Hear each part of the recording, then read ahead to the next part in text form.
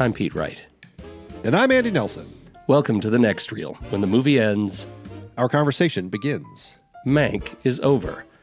Don't worry, folks. The white wine came up with the fish.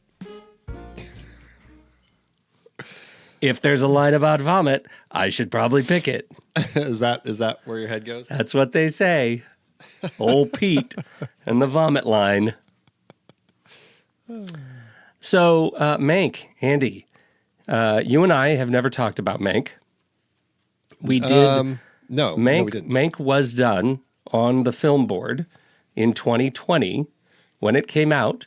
JJ hosted a conversation with Steve and Tommy, and they talked through Mank. That's the only time that we've done that we've had Mank so far. And you and I did the David Fincher series 8 decades ago. Oof. And so it's time to plug this hole. We are little Dutch boying our old series by jamming this movie into that leak. Yes. We've got one more. So I've got my finger, or you've got your finger in this one. So yeah, I'm going to have to use my finger. We got one more to do. And hope he just stops making movies. Oh, come on. Let's never hope that upon No, David not Fincher. David Fincher, for sure. Not David Fincher, no. All right. So where do you want to start with Mank? I don't actually know what you think about this movie. I do enjoy this film. It's not necessarily a favorite of mine of what Fincher has done. That being said, it's the favorite thing that Jack Fincher has done that I've seen. That's terrible to say, but no, Yeah. This is an interesting glimpse into this period of old Hollywood in the 30s and 40s, the politics of the time, both in government and in the film industry in Hollywood.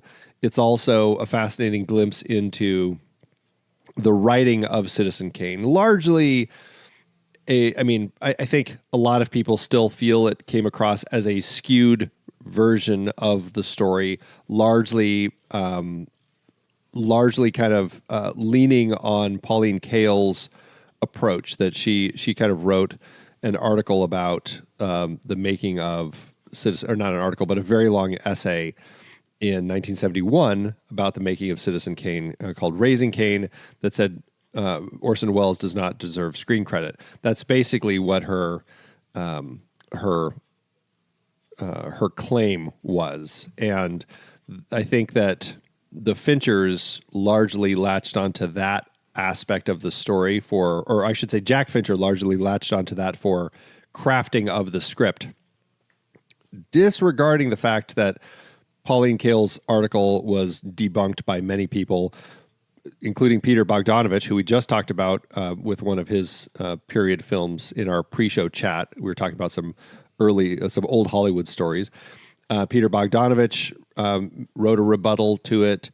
Many other people have kind of debunked this whole idea that it was Mank's script alone.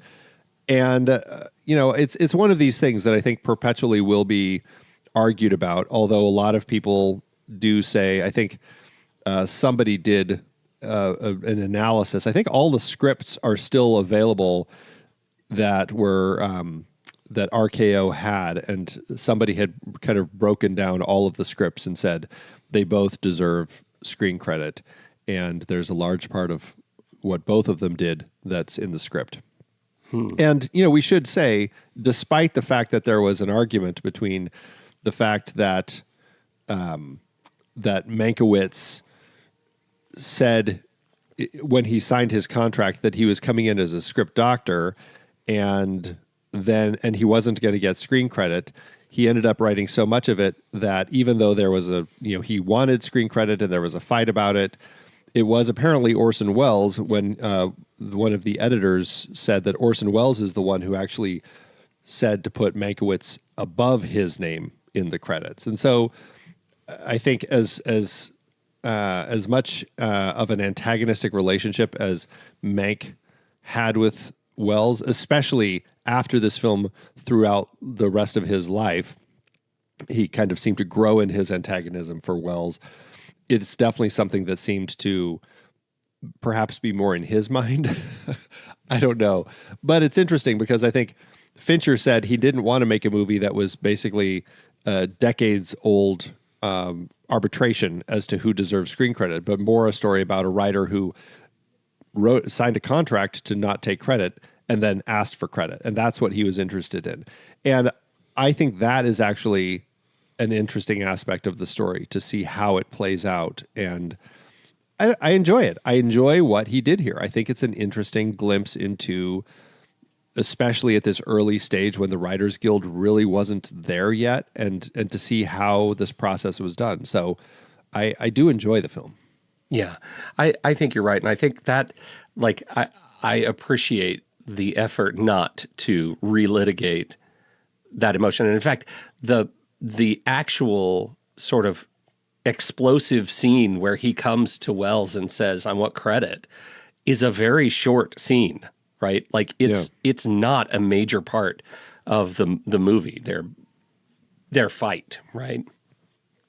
And I think this movie is so much more about, you know, the building up of friendship toward betrayal, of media manipulation, of, you know, the creative process, what it looks like for Mank in writing the script, in working with the people who helped him get the script on page, of just Hollywood politics and Hollywood corruption, and finally of alcoholism and self-destruction.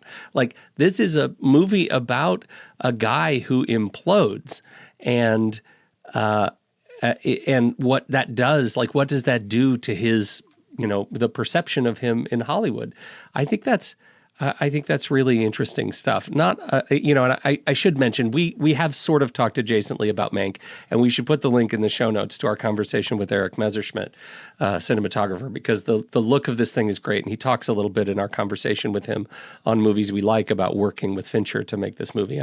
Before I forget that, you know, right. That was not why he was there. We were talking about The Killer, but it was an interesting conversation anyway. So I think the movie has a lot going for it that is beyond the sort of the history of their feud, and I appreciate it for that. I also appreciate the technical efforts to make the movie look the way it does, because it feels more of a period than just another black and white movie. And I think a lot of that goes to the technical prowess of the team. Yeah, no, they did a great job of, and decisions per Fincher, right? To say, like, for the composers, Reznor and Ross, let's just use period specific instrumentation. Yeah. For just, like, we're going to shoot this on black and white. We are not going to shoot it in color and then drop the color out afterward. Yeah. Like, they specifically said, we're shooting it on black and white. So all the different teams had to figure out, okay, like the costume department had to figure out what colors are going to work best when it suddenly is seen through a monochrome lens. And I think that's what I find so fascinating about these decisions that they had in putting this together. And even just the way they did process shots in the film, and so many different old Hollywood style of production tools that they were playing with. At the time, I can't remember if you went to this virtual session with me, but at the time, right after, the thing was all Adobe pipeline, and they shot the film on red cameras with the custom monochrome sensor, which is super counterintuitive, right? I mean, to your point, like, why not just capture all the data you can and desaturate it? Well, this is the, you know, technology in the service of the art. So they wanted to hit this period look.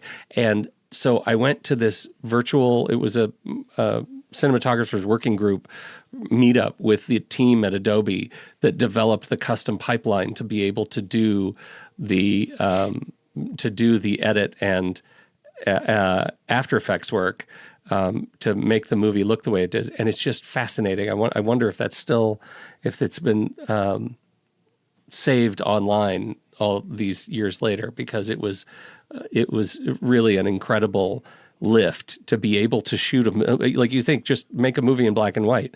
They had to do an awful lot of work to make a movie in black and white like this. Yeah. Deceiving. amount of work. Well, and that's interesting because when Fincher initially wanted to film this, it was right after Panic Room, and they already had Kevin Spacey on board as Mank and Jodie Foster on board as, I guess, Marion Davies, which is interesting because not after Panic Room. It was after The Game. So this was in the 90s that he wanted to do this. And this was before all of the digital camera technology had really come to pass. And the reason the project didn't happen is because he wanted to shoot it in black and white, and they said no. And that would have been the era where they were shooting with film. And so you can imagine even at the time, obviously they'd still have to figure out, okay, what colors work best in black and white. Like there still is going to be all the same conversations, but the technology, it's like there's a difference with the film technology as far as like what people already knew. They'd already had plenty of experience with the film side of things. And so it's kind of a different technology that they ended up having to really think about. So it did require a lot of thinking when it came to shooting it in digital black and white. Apparently, Oldman wanted to wear prosthetics to make himself look like Mank. And it was Fincher who talked him out of it. I think that's interesting. At no point did I ever question this perspective, like Gary Oldman's role as Mank. I was never brought out of the film with him, because I think I don't know what Mank. I don't have in my head what Mank looks like. Right? He's not one of those figures.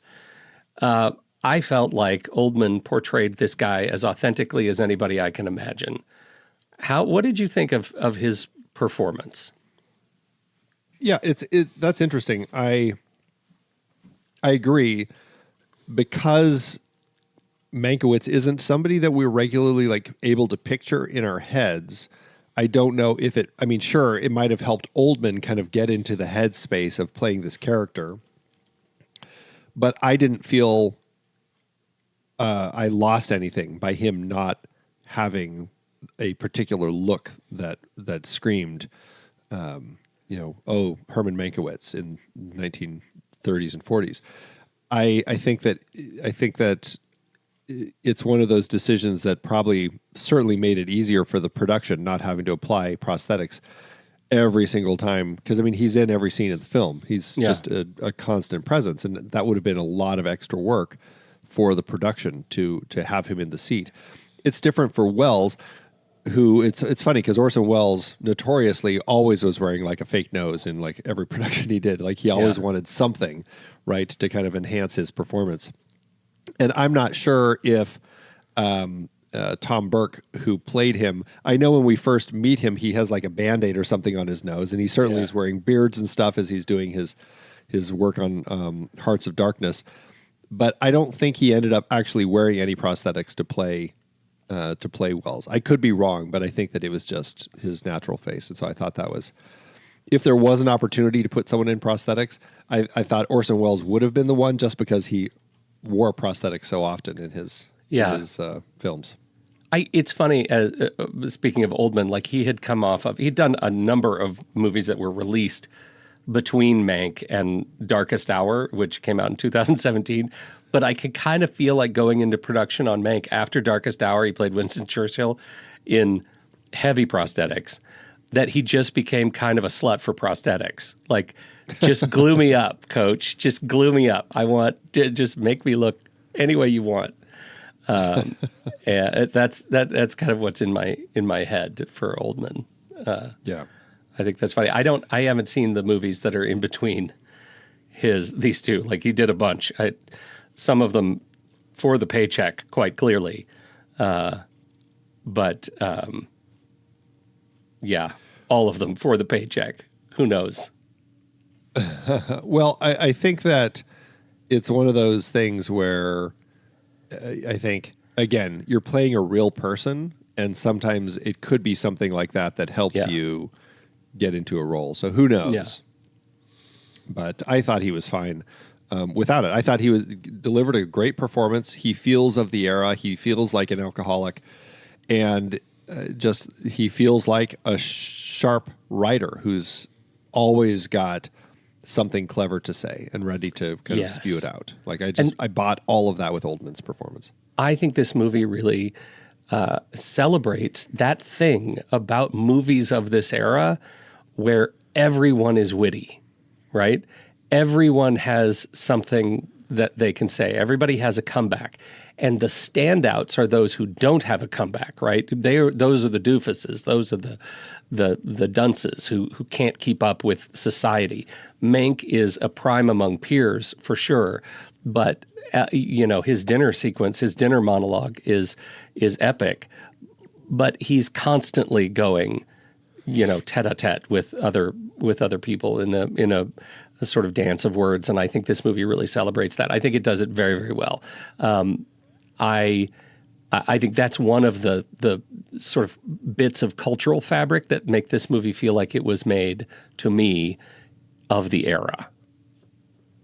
Yeah, I think so. And I think that's, especially having come off talking about screwball comedy for several episodes over on CinemaScope, that podcast that I do, it really feels like when Fincher, and I mean, who knows? I'm assuming it was largely him. I know Eric Roth came in to do some script cleanups and stuff, so Roth could have thrown some stuff in there too, but it definitely has a sense of kind of that zippiness. Like, this film really moves fast. Like, there is constant conversation happening back and forth about so many different things, whether it's the process of Hollywood and pitching scripts and everything, or the politics, and all of our flashbacks in the early 30s, in kind of the period when people are still kind of working through the dregs of the Great Depression, and you've got the politics happening with the various the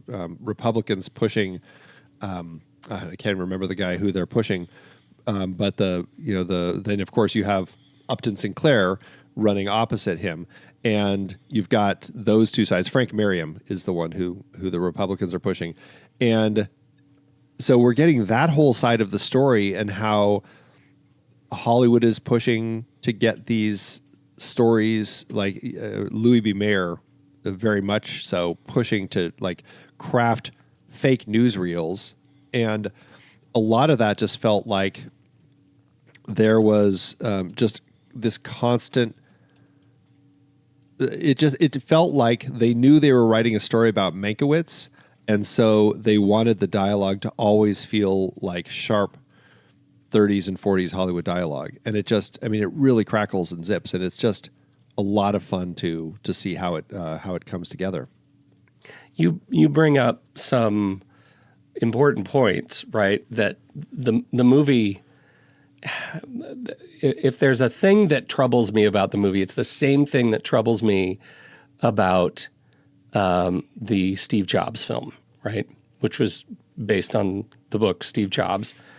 And as someone who knows, I would say maybe more than the average person about Steve Jobs in his life, I was very troubled by that film. I was troubled in the same way by the Mark Zuckerberg film, by The Social Network, because these movies play fast and loose with some things that we know were not true about the source's life. We know they did not do certain things. We don't know so much about how Mank's politics in this era influenced events. And with those, and yet they're presented here as fact. You could come away from this believing that Mank is a real hero of the people and had his finger on the sort of ethical pulse. We don't know any of that is true. How do you feel about that? Because I feel like it's when I was younger, I had a lot of fight in me, especially about the Zuckerberg movie. I'm less so driven to angst about that now. I'm curious your take on these kinds of holes in a movie like this. It's always tricky because, we're watching a movie. They're designing a script to tell a story, and they want it to be something that ends up feeling cinematic, and at least told in a cinematic way. Especially these days, it's very important for Hollywood screenwriters to fit their scripts into the strict structure that Hollywood is so has grown so accustomed to.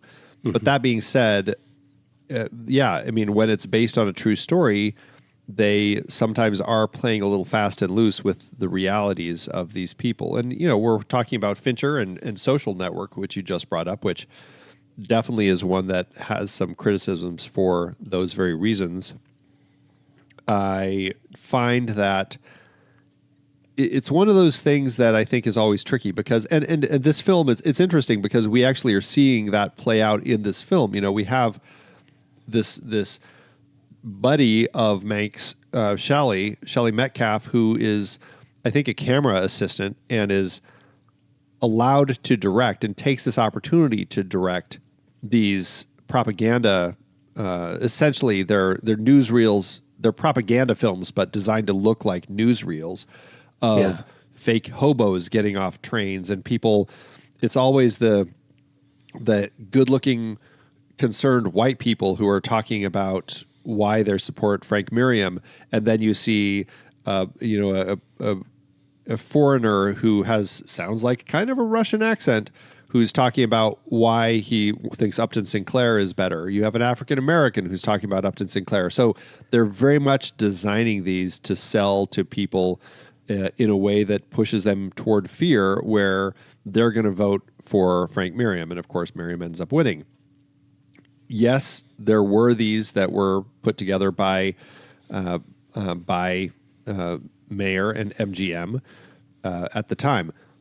Shelley Metcalf is a fictionalized totally character. Fictional character, yeah. right? And that's kind of a big part of, at least per the story, Mank's growth, I guess you could say, his character arc of seeing what's happening and how these Hollywood moguls are essentially playing as the puppeteers, guiding these politicians and getting what they want because they have the money to do so, ousting Upton Sinclair, and that kind of leads him to doing what he ends up doing with the writing of the script for Citizen Kane. Yeah. But a lot of it is unsubstantiated. Like, we don't have proof that he supported Upton Sinclair. We don't have proof that he didn't, but we just don't know either way. And it's always tricky because as a film goer, when I watch this film and it's about old Hollywood, my assumption is kind of like they're basing it on a true story. It's not until I do some research for like a podcast like this where I'm like, oh, okay, so they were fictionalizing a lot of these different elements. Yet I would have assumed that it was based on truth had I not been doing the research and digging into it. Same thing with Social Network or any of these types of movies. And that's, I think, the line that I think is always tricky. And I don't think a lot of audience members think about when they watch movies based on true stories, that how much of this is fiction, how much of this is fact. They just kind of take it as the fact that I watched a movie about it, therefore that must be true. And I think that's the danger with all of this, But it is a tricky line because we are watching movies, which part of it is designed, it's going to be fiction. It's not a documentary. And so I'm always torn, I guess, that's the long way around to my answer, that I'm always torn with these sorts of things because I think it works well for the film. It's potentially dangerous. It's putting some false information out there, just like these propaganda newsreels. Right. So where's the line? I don't know. It's a great question. I think, just take the Shelley Metcalf fake character. The guy who actually directed those newsreels was Felix Feist Jr. Felix Feist Jr. was a conservative and continued his career without any regrets at all for creating those things, reportedly. That is a fact that hurts the movie in this regard, and it doesn't allow Mank's involvement to be heroic. And I think it makes the movie much more of a fictional telling. It is historical fiction. It's possibly, is it as intentionally fictionalized as, Inglourious Bastards? I mean, there were Nazis, there was Hitler, there were some things that happened differently than in reality. It's not portrayed that way, right? It's not so obvious. It doesn't wear its fictionalizations so heavily on its sleeve. The bottom line is, for me, it's a really good movie, but you said it. It's not a documentary. And the degree to which it's portrayed as fact is the problematic part. But is there by default a line when it's not a documentary, but it's a movie? I don't know. Doesn't it feel like there should be? Doesn't it feel like there should be a stance that says, we made up some stuff? Some movies do that. Yeah. Well, and that's an interesting thing, because it's like we're not even getting, based on a true story, like text at the start of the film that's telling us. I mean, sure, we do actually get quite a bit of text at the open setting up the story, and text at the end kind of wrapping things up. So to some extent, it feels like it's designed to be telling a true story. But yeah, it's just one of those things that I feel like they are having to fictionalize a lot. Now, it's one of those things also, it's like, are they blatantly lying? I mean, yeah, the Shelley Metcalf character, that is a lot of lying. But are they lying about whether Mank was a supporter or not of Upton Sinclair? Was that information out there at all? Like, right. Who knows? Maybe, maybe not. If not, is it okay to fictionalize it? Yeah. There's no evidence that Herman Mankiewicz supported Upton Sinclair's campaign. In fact, Mankiewicz was known to be politically conservative at the time and opposed the leftward shift in Hollywood politics, but that's not well documented. There is not even any evidence that Hearst funded the fake newsreels as suggested in the film. I think this is one of those things where a writer is taking liberties with the facts that are not well documented, right? That there is stuff we don't know in a fashion that we could call significantly confirmed, and so we're going to go ahead and make some stuff up because it fits the story. And is the result a movie that is a lovely portrayal and a lovely set of performances from some very talented people? Yes, all of that is true, and that's going to be okay. It is interesting because, I mean, I'm glad you brought up Tarantino, because I feel like with Inglourious Bastards, and actually a more fitting film to talk about is Once Upon a Time in Hollywood, 100%. In this particular case. Yeah. He has decided, I'm going to tell stories that deal with real world things that have actually happened, but I'm going to stretch the truth so far in my own desires of where I would love to see things actually resolve. Yeah. That it's in no way can it be mistaken for reality. And I think that's an interesting direction to take that type of story, where you're putting real world story on film, and then you're going to be changing some facts. If you're going to change some facts, go all in. Yeah. Right. So there's a certain sort of creative aesthetic between, Fincher in this case and Tarantino that I think bears some conversation. And but does this movie violate it to the fact that we get really angry about it? I'll say, when I first saw the Steve Jobs movie, I was really angry about it. When I first saw The Social Network, I was really angry about it. I felt like they were defiling the truth in a way that hurt the actual story. But these are not activist films.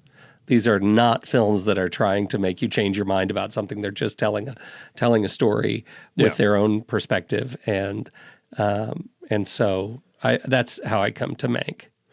Well, and I think that is fair, because, I mean, you could argue, I mean, there is a line in this film where it does feel like Fincher is using this as an opportunity to discuss what was going on in modern politics, right? And how there are people in power who have a lot of money, not necessarily just politicians, but lobbyists or other people who want to see things going certain ways, who are completely content at fictionalizing news stories or making, let's just put it out there, fake news, as is so often decried. as a way to sway people's opinions, and using, in modern day, using social media to kind of to convince people that certain things are happening. And we've definitely been seeing that, a huge rise in that over the last decade. And it's interesting that while not necessarily a film that feels like Fincher was using to speak to our modern society and where we are with all of this, it definitely feels like there is an element of that he was using as an opportunity to say, yeah, this stuff is happening, and it still is happening. It happened then, it happens now. People in power are going to do what they can to stay in power and to get things to go the way they want.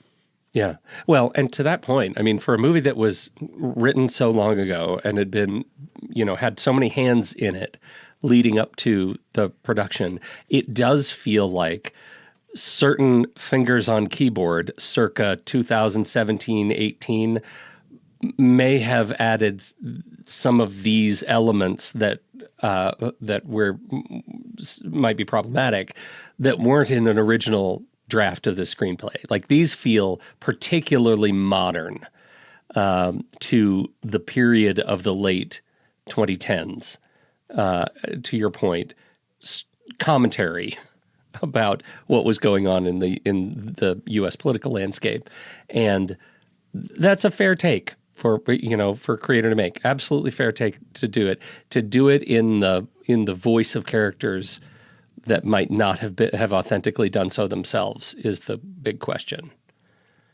Yeah, I guess another element to that is, like, how much did modern audiences care about any fictionalization when it comes to Herman J. Mankiewicz and team, right? Like, a lot of people are like, like, I'm not going to worry too much about, if Shelley was a made-up character, if Mank really had these opinions, because to a certain extent, it's not even the story. The story really boils down to his journey to crafting this script, and because of his opinions that he had about William Randolph Hearst, how he used and abused the system, how he lorded over everyone he knew, whether it was Marion Davies, his much younger wife, or the press at the time, or the studios or whatever. And that's really the story we're looking at, is Mank and his relationship and his growing concern about the way that Hearst was running things. Yeah. I don't know. I wonder if Josh or Ben Mankiewicz, I wonder if Ben Mankiewicz has ever, jumped into this fray. I haven't read anything that he did. But as somebody who is, a host on Turner Classic Movies, a guy who has leveraged his name in as far as anybody for being an expert in classic film, I wonder where he stands. Yeah, this is definitely one of those Hollywood families, right? There's been quite a number of Mankiewiczes involved as writers, as journalists. You brought up Ben as the host of Turner Classic Movies.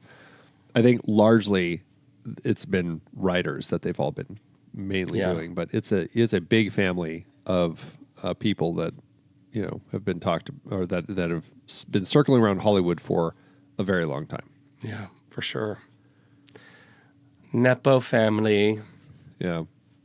We haven't really talked about his relationship with Marion Davies, and it is an interesting relationship that we see with Marion as over the course of the film.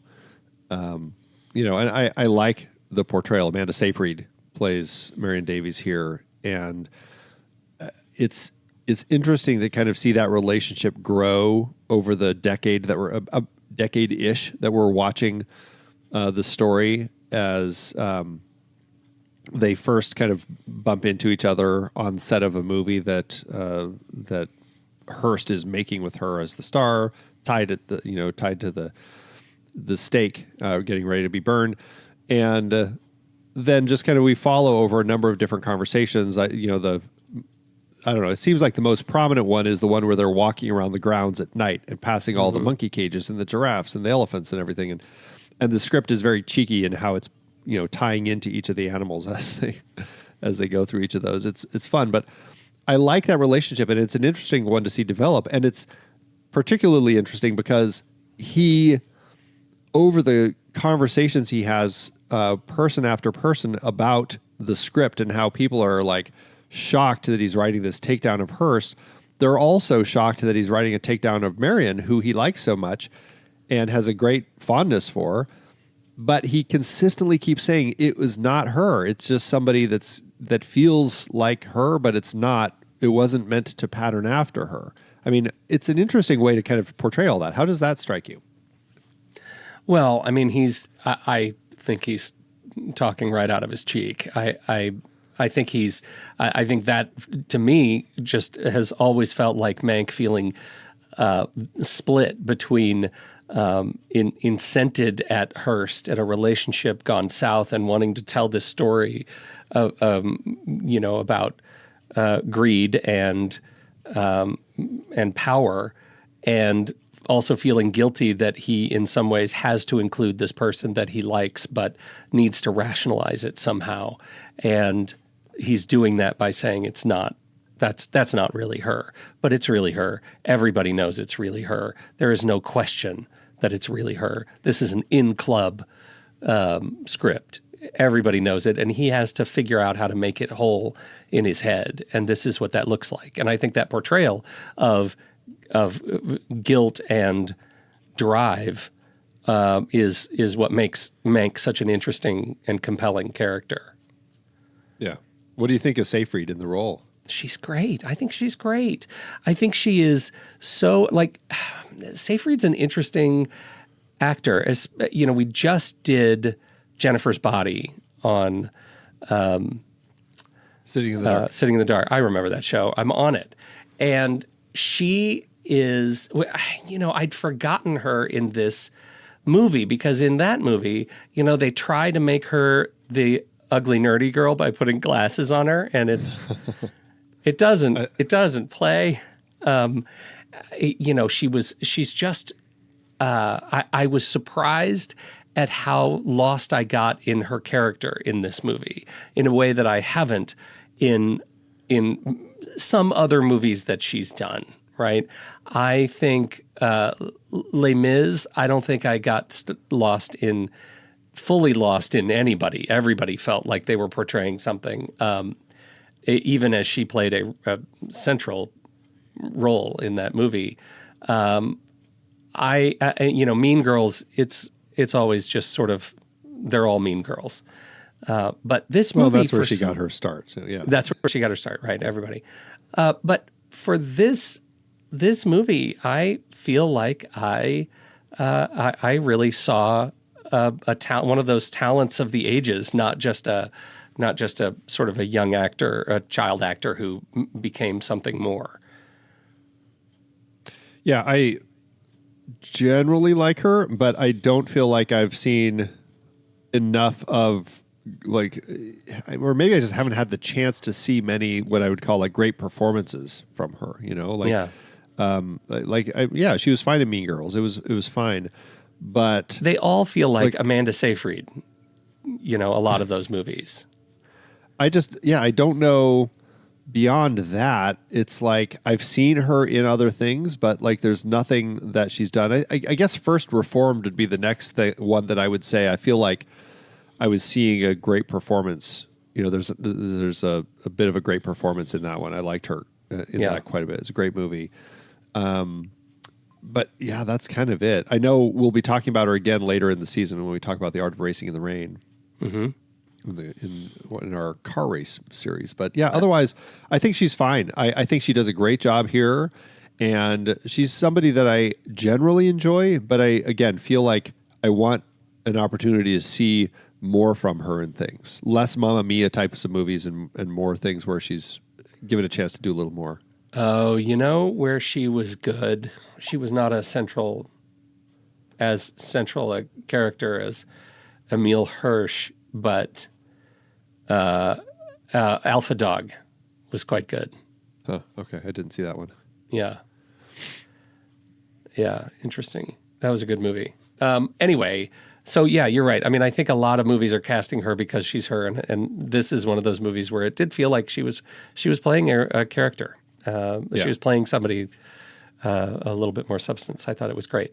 I particularly like the scene where she's talking a lot at one of the many parties that we have at Hearst's, where she suddenly shifts into politics and goes into how Hearst is funding stuff. And this is when the, I can't remember the actual political person is at the party as well.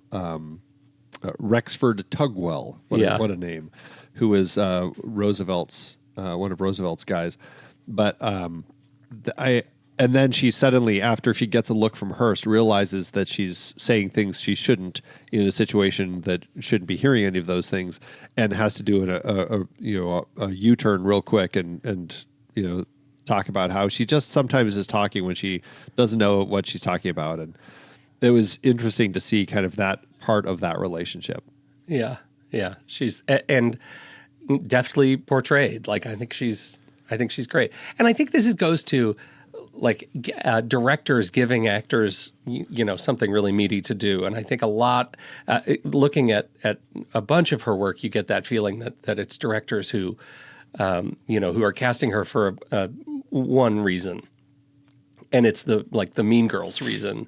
And this is one of those where I feel like Fincher got a lot out of her, and she brought it. She brought it. Yeah. Any other of the actors stand out for you in this?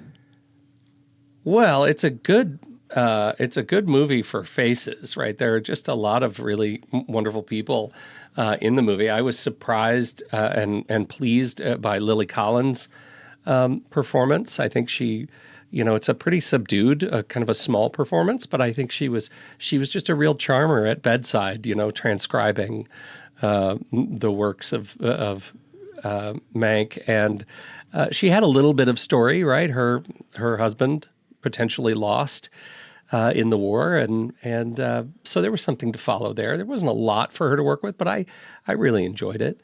But Arliss Howard as Louis B. Mayer, fantastic.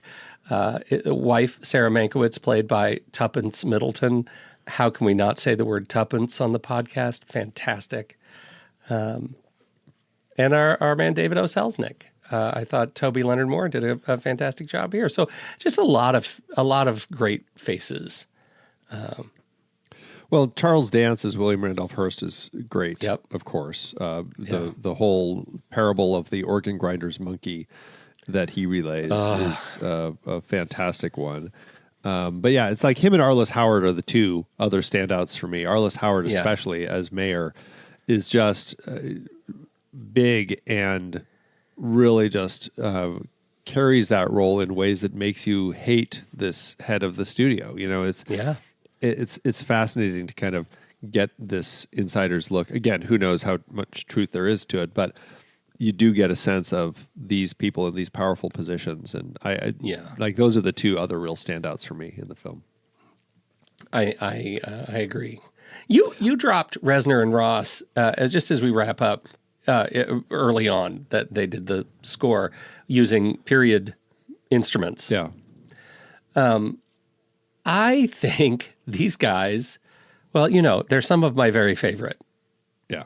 Working in film, in music today, right now. And I listen to almost exclusively Trent Reznor and Atticus Ross scores when I'm writing. It's like my musical Bible to creating words. I love this score very, very much. And it is so different from anything else they do. It shows that I think they are capable of so much more musicality than I would normally give them credit for. When you look at something else like The Social Network, kind of one of their pinnacle pieces. I really enjoyed this. I really enjoyed this score. What did you think of it? I think it's a great score.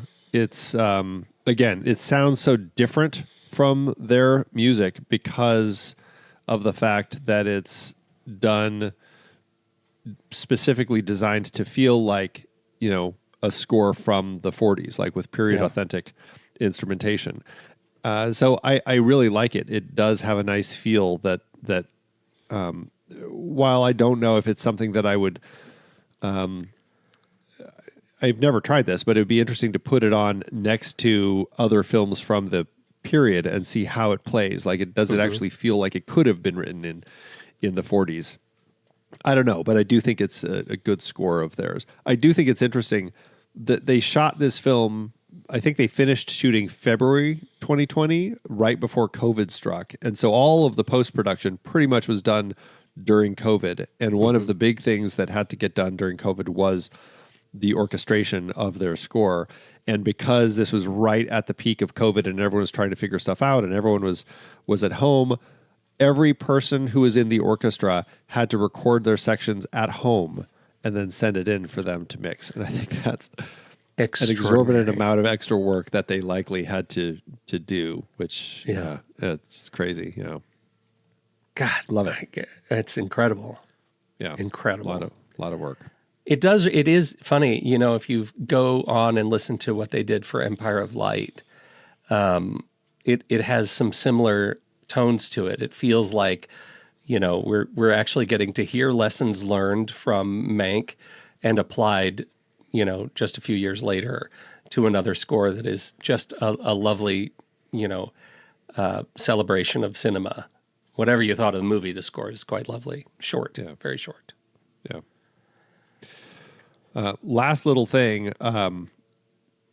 This is an interesting movie to have a wide variety of people playing other famous people from Hollywood. Did you, as you watch this, I don't know how many times you've seen it now, but did you play games with yourself trying to go, okay, I figured out who that person is. I figured out who that person is, because there are so many of them. And they call some of them out, like Ben Hecht. Okay, we know now the writer Ben Hecht is one of the characters in the film. But do you, have you been able to pinpoint many? Because there are quite a few. Wow. I don't think I've ever fallen into that game. Now I will, I'm sure. Well, I'm sure you did. I try, but I always fail because I mean, it's, early on we're getting a scene in the writer's room when his buddy, Charles Lederer, comes to town to, drawn in by Mank and his letter to come help in town. And so you've, aside from the people we've mentioned, like Herman and Joseph Mankiewicz, Louis B. Mayer, William Randolph Hearst, Irving Thalberg, David O. Selznick, but Charles Lederer, Orson Welles, John Houseman is in here, Upton Sinclair, Bill Nye, the science guy, of course, is playing Upton Sinclair, Ben Hecht, Charlie Chaplin. I don't think I've ever caught Charlie Chaplin in the film, and I'm like, when does Charlie Chaplin appear? I still don't know when he shows up, but he's in there somewhere. Marion Davies, of course, but then Dolores Del Rio, George S. Kaufman, Lionel Barrymore. He's the one who stands up at the when Mayer comes out to the whole crew to ask them to take the pay cut, and he's like, "I'm with you," and someone else is like, "Well, yeah, Barrymore, but you get." So they call him out by name. Yeah. Greta Garbo, Joseph von Sternberg, of course, we see in the writer's room, Norma Shearer, Eleanor Boardman, Joan Crawford, Geraldine Fitzgerald, Billy Dove, Rexford Tugwell, I mentioned, Betty Davis, Clark Gable, Charles MacArthur, Daryl F. Zanuck, S.J. Perlman, Carol Lombard, and Eddie Cantor. Wow. I'm like, are a lot of those in that scene when it's like who had contracts at MGM, like at the speech? Or like, I'm assuming it was either there or at a dinner party at Hearst's Castle. Like those are the two places that it's got to be like faces like Charlie Chaplin. It's got to be in that scene. It's got to be in the speech. Although I know we talked about in our pre-show chat about Peter Bogdanovich's is The Cat's Meow. And we know that Chaplin had kind of a relationship with Hearst and likely could have been at one of those parties. Yeah, although, so who really knows? Man. Chaplin is just there. He's like in the corner of Mank's bedroom all the time, and we've just never seen it. Have you ever been to San Simeon, to like Hearst Castle? Yes, I'll say yes as a child, and I don't remember it. You? I went there. It was one of the stops on my honeymoon, and it is a trip. It is a massive, massive place that, like, we did one of the tours, and it's like a, I don't know, hour and a half, 2 hour tour, something like that. And they have like 4 different tours or something, and everyone is totally different part of the house. So you could go on all of the tours, and you're still, seeing something new every time.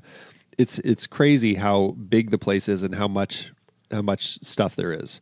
And of course, it is very silent on any mention of anything having to do with Citizen Kane and that whole thing. So, but it's a beautiful place. If you get the chance, it's definitely worth taking a tour, or 2 or 3 or however many. Well, it's one of those things, like, we were always down there when we lived there, and I used to take Kira on road trips down the coast, and you could see it like on the hill, and as you drive through San Luis Obispo. But as an adult, I never went up. Yeah, that's a bummer. They don't still have the giraffes, right?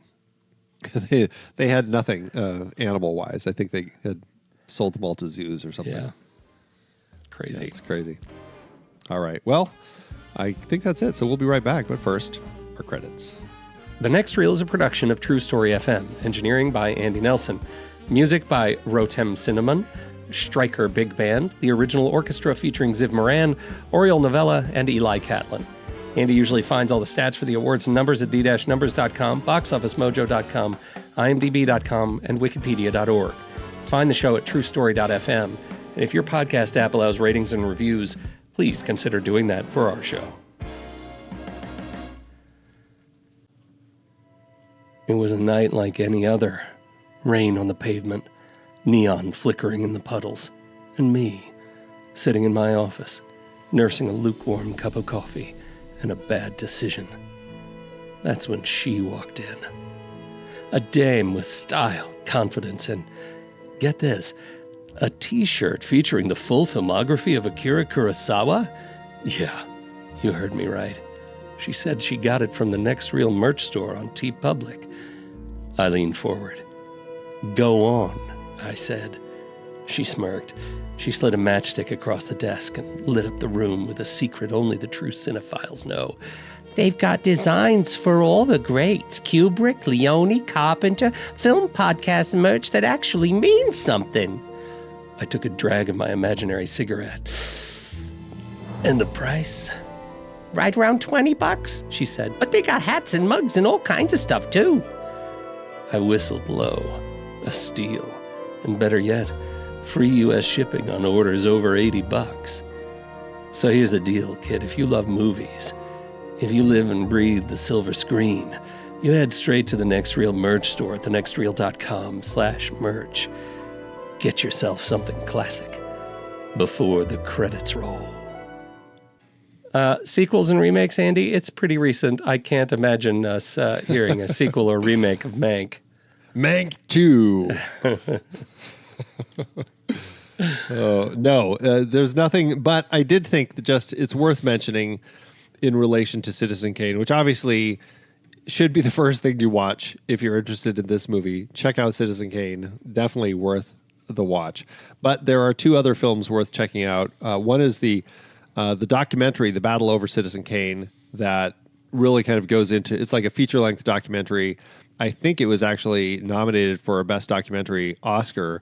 Really interesting deep dive into everything that was going on with that particular film. And then there was a fictionalized TV movie based on that called RKO 281 that came out shortly thereafter. Both of those are worth checking out. And I think some of the Citizen Kane Blu-rays, maybe even the 4K, have those included as bonus features. So lots of great stuff out there worth checking out. Interesting. I have the Apple Store version of the 4K restoration of Citizen Kane. What do I have, Andy? I don't know. Does it have that extra feature on it now? It's all I can think about. Yeah, I don't know. Well, while I'm checking that, you should tell me about award season. I think it got some notice, Mank. A little bit. Yeah, this, interestingly, was it had 10 Oscar nominations. It was the leader as far as number of Oscars in 2020. It was nominated for Best Picture, but lost to Nomadland. Best Actor for Gary Oldman, but lost to Anthony Hopkins in The Father. Fincher was nominated for Best Director, but lost to Chloe Zhao for Nomadland. Supporting Actress Amanda Seyfried was nominated, but lost to Yaun Yu-jung for Minari.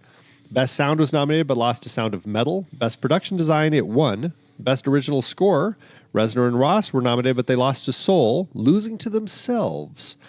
It was nominated for Best Makeup and Hairstyling, but lost to Ma Rainey's Black Bottom. Also lost to Ma Rainey's Black Bottom for Costume Design. And last but not least, Eric Messerschmidt did win his first Oscar for this for Best Cinematography. And I didn't mention, this did have 66 wins with 274 other nominations. So it was a very nominated film. Yeah. At the Saturn Awards, weirdly, the Horror, Sci-Fi, and Fantasy Awards, this had 4 nominations. Apparently because they consider it a thriller film, it ended up getting in the nominations. It was nominated for Best Thriller Film, but lost to Knives Out. Best Music, but lost to Star Wars Episode 9, The Rise of Skywalker. Best Actor, but lost to John David Washington for Tenet. And Best Supporting Actress, but lost to Ana de Armas for Knives Out. At the AARP Movies for Grown-Ups Awards, always fun to bring those into the mix. Best Actor was nominated, but lost to Anthony Hopkins for The Father. And it won for Best Time Capsule Film, which I thought was kind of fun. I did think this was, just as far as statistics go, interesting. Jack Fincher, all told, was nominated 22 times posthumously. Again, he died in 2003, but he only won once at the VHS Awards. David Fincher was nominated for 19 times for Best Director. He won none of them.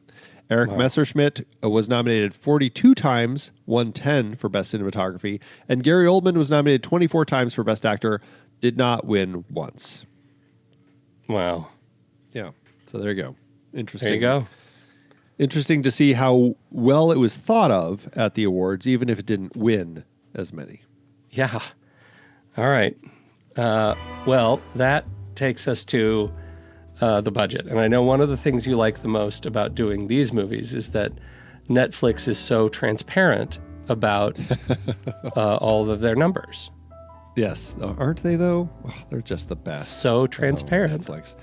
Yeah, well, I did get some budget info. Yeah, as you're alluding to, I have very little information about the box office because it was limited. And the other thing is COVID, right? We have Netflix and we have COVID. Fincher had $25 million for this, or $30.5 million in today's dollars.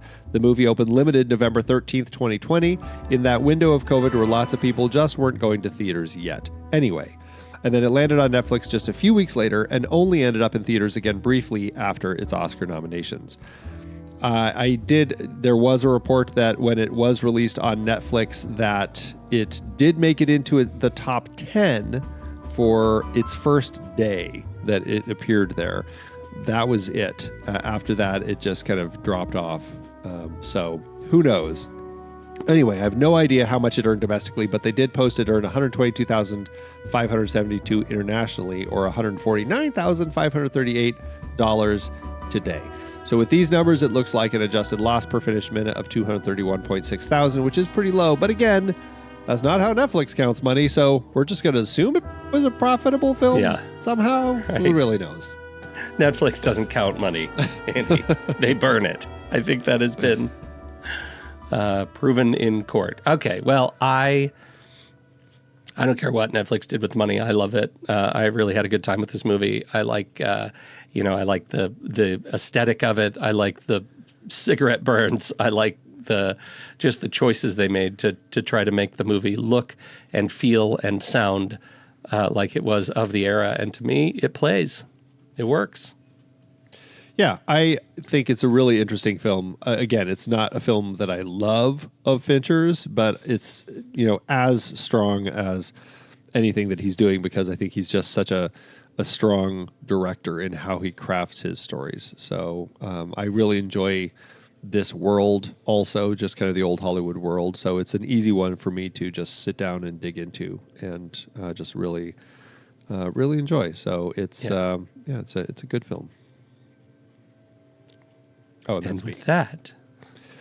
And that's everything. So we'll be right back for our ratings. But first, here's the trailer for next week's movie, kicking off our People Hunting People series. It's Irving Pitchell's and Ernest B. Schoedsack's 1932 film, The Most Dangerous Game. All right, here's the pitch. Fade in on a guy, a film lover, a real cinephile, see? He's the kind of fella who lives and breathes movies, who can't get enough of the flickers of the silver screen. But lately, he's been feeling a little lost, like he's wandering through a fog, searching for something to hold on to. He's tried everything, see? Late-night movie marathons, film festivals, even those fancy art house theaters with the tiny seats and the overpriced popcorn. But nothing seems to scratch that itch, that hunger for something more. And then, one day, he stumbles upon a podcast. They call it the Next Reel Film Podcast. And from the moment he hits play, he's hooked. The hosts, they've got this way of talking about movies that makes him feel like he's right there in the room with them, trading quips and insights like old pals. But our hero, he's not content to just listen, see? He wants to be a part of the action, to dive deeper into the films that make his heart race and his mind whir. And that's where the membership comes in. For just 5 clams a month or 55 smackers for the whole year, our hero can join the ranks of the Next Reel's most devoted fans. He'll get early access to ad-free episodes, monthly bonus content, and a VIP pass to the entire Next Reel family of film podcasts. But more than that, he'll be part of a community. The band of film lovers who will share his passion, his obsession. He'll swap stories with them, argue about the merits of the latest blockbuster, and geek out over the obscure gems that nobody else has even heard of. It's like a dream come true for our hero, see? A chance to finally find his people, to be part of something bigger than himself. And all he has to do is head over to truestory.fm/join and take the plunge.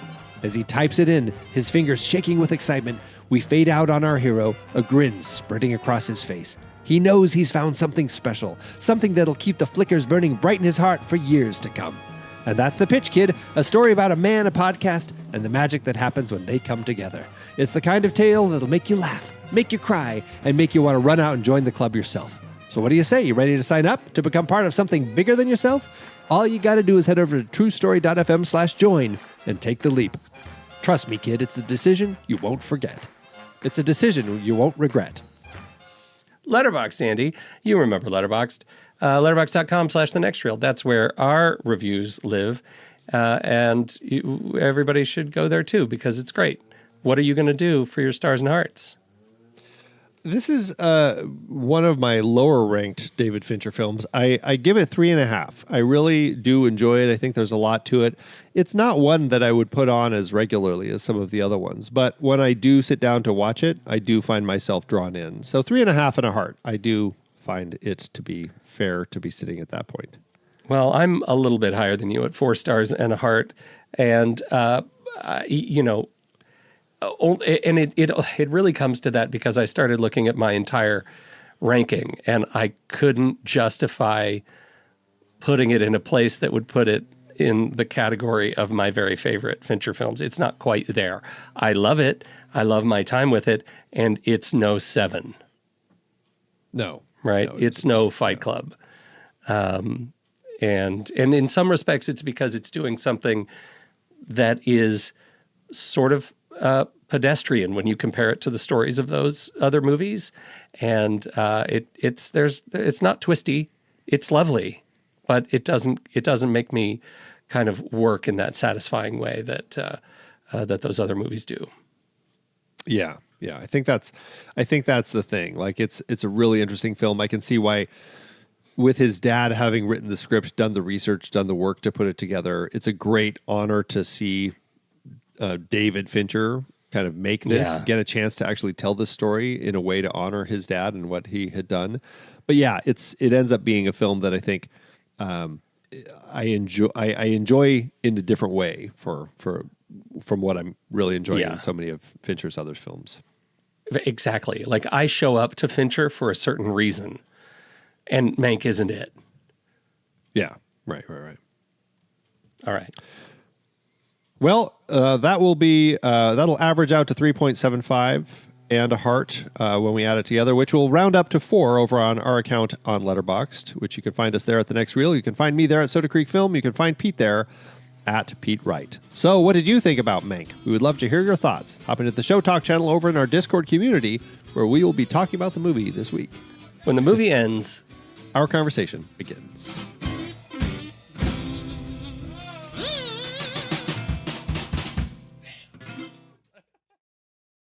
Letterboxd, give it, Andrew. As Letterboxd always doeth. Yeah, what do you got this week? I decided I was going to drop to the bottom of the barrel and see who's out there who really hates this, because a lot of people didn't seem to like it very much. David Horowitz gave it 1 star and said, I feel like Mank is my punishment for being too into movies. Oh, my God. People did not care for this movie. I do think that there is... I understand some of what people are talking about, but most of it I don't. A Hunter Strawberry who says basically this movie is Orson Welles trying to get Mankiewicz ownership share diluted down to 0.03%. Okay, I mean, there's some of that in the movie, but my favorite was Gal Pacino's no star, no heart. I got shot at on my drive home from watching Mank, and Mank was still the worst part of my night. Oh, ouch! That smarts. So there you go. Thanks, Letterboxd.